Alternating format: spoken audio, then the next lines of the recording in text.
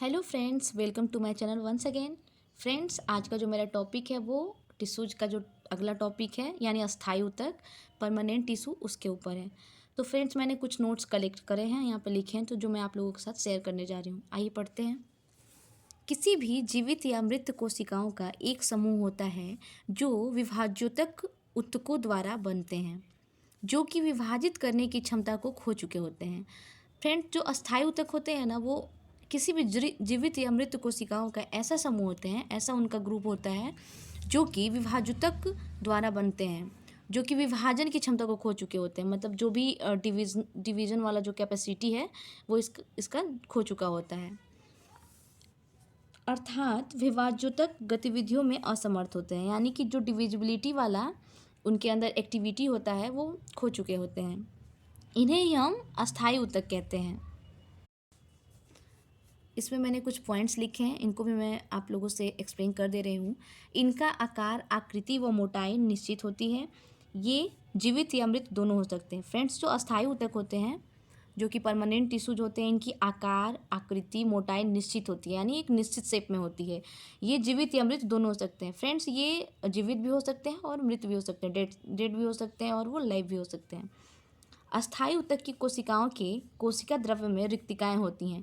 जो अस्थायी ऊतक होते हैं उनकी कोशिकाओं के कोशिका द्रव्य में रिक्तिकाएं पाई जाती हैं। रिक्तिकाओं का काम होता है जो ज़्यादा मटेरियल होता है उसको अपने अंदर एब्जॉर्ब कर लेना साइटोप्लाज्म का, और जब उसकी कमी हो जाती है तो उसे फिर वापस दे देना। अस्थायी ऊतक के प्रकार। फ्रेंड, जो अस्थायी ऊतक होते हैं यानी परमानेंट टिश्यूज जो भी होते हैं वो दो प्रकार के होते हैं। मुख्य रूप से इन्हें दो प्रकार से बांटा जा सकता है। पहला होता है सरल अस्थायी ऊतक और दूसरा होता है जटिल अस्थायी ऊतक। तो आइए सबसे पहले हम सरल अस्थायी ऊतक के बारे में जानते हैं। यह केवल एक ही प्रकार के कोशिकाओं का समूह होता है। जो सरल अस्थायी ऊतक होते हैं फ्रेंड्स, वो केवल एक ही प्रकार की कोशिकाओं के समूह होते हैं। मतलब उसमें जो कोशिकाएं इन्वॉल्व होती हैं वो एक ही प्रकार की होती हैं। अब इसके दो भाग हम देख सकते हैं। पहला हो गया संरक्षी ऊतक और दूसरा हो गया सहायक ऊतक। अब जो हम लोग का दूसरा टॉपिक था जटिल अस्थायी ऊतक, उसके बारे में पढ़ते हैं फ्रेंड्स। तो जटिल अस्थायी ऊतक यह केवल एक से अधिक कोशिकाओं का समूह होता है। इसमें एक से अधिक कोशिकाएं इन्वॉल्व होती हैं। जो जटिल अस्थायी ऊतक होते हैं इनमें एक से अधिक कोशिकाओं के प्रकार इन्वॉल्व होते हैं। इनके भी दो प्रकार देखे जा सकते हैं, जाइलम और फ्लोएम। तो आइए उसके बाद हम संरक्षी ऊतक के बारे में पढ़ते हैं, यानी प्रोटेक्टिव टिश्यूज के बारे में। यह पौधों को सुरक्षा प्रदान करते हैं।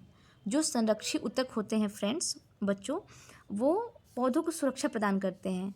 यह पौधों के बाह्य परत यानी जो भी आउटर मोस्ट लेयर होता है पौधे का, जो भी हम पौधे देखते हैं, जैसे हम उसका स्टेम पार्ट देखते हैं, लीव्स देखते हैं या फिर रूट देखते हैं, तो जो भी उसमें आउटर लेयर होता है, सबसे आउटर मोस्ट लेयर होता है, बाहरी हिस्सा होता है, ये उसमें पाए जाते हैं। जैसे पौधे के तनों के ऊपरी भाग में, जैसे पौधे के तने हो गए यानी स्टेम होगी, पत्तियों के बाह्य भाग में तथा जड़ों के सबसे बाहरी भाग में इसका कार्य पाए जाते हैं।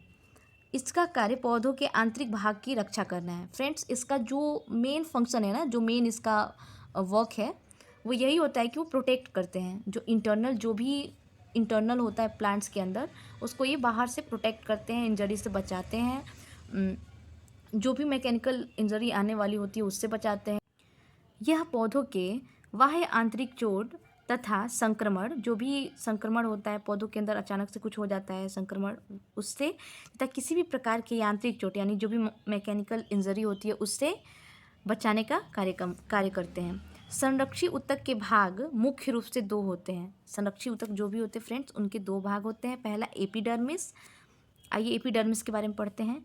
पौधे के सबसे बाहरी भाग, जैसे पत्तियां, फूल, जड़ व तने की सबसे बाहरी परत। पौधे के जो सबसे बाहरी भाग होती हैं, जैसे पत्तियां, फूल, जड़ व तने के सबसे बाहरी परत, जो कि सबसे आउटर मोस्ट लेयर होता है, उसी को कहा जा रहा है। सामान्यतः अधिकतर पौधों में एपिडर्मिस के तरह पत्तियों में सूक्ष्म छिद्र होते हैं जिन्हें स्टोमेटा कहते हैं। जैसे कि हम अधिकतर पौधों में देखते हैं, जो पत्तियां होती हैं ना, जो पत्तियां होती हैं उनमें छोटे छोटे छिद्र जैसी संरचनाएं होती हैं जिसे स्टोमेटा कहते हैं। ठीक है फ्रेंड्स, ये भी फोटोसिंथेसिस में इसका कुछ रोल होता है स्टोमेटा का। स्टोमेटा पाए जाते हैं। स्टोमेटा में दो गार्ड कोशिकाएं पाई जाती हैं। जो गार्ड सेल होती हैं वो स्टोमेटा में पाई जाती हैं, जिन्हें रक्षी कोशिकाएं कहते हैं। इन कोशिकाओं को ही रक्षी कोशिकाएं कहते हैं।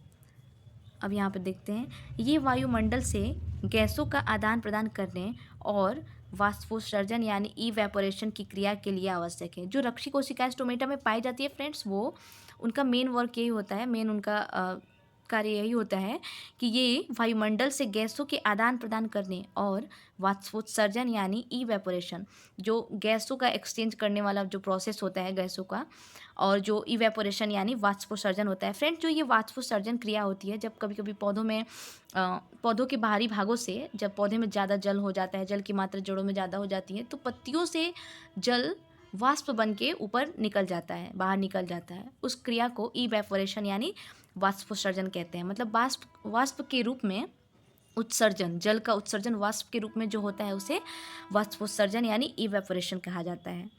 तो ये इवेपोरेशन की क्रिया के लिए आवश्यक है। एपिडर्मिस क्यूटिकल से ढकी होती है। क्यूटिकल नाम की एक संरचना होती है जिससे एपिडर्मिस ढकी रहती है।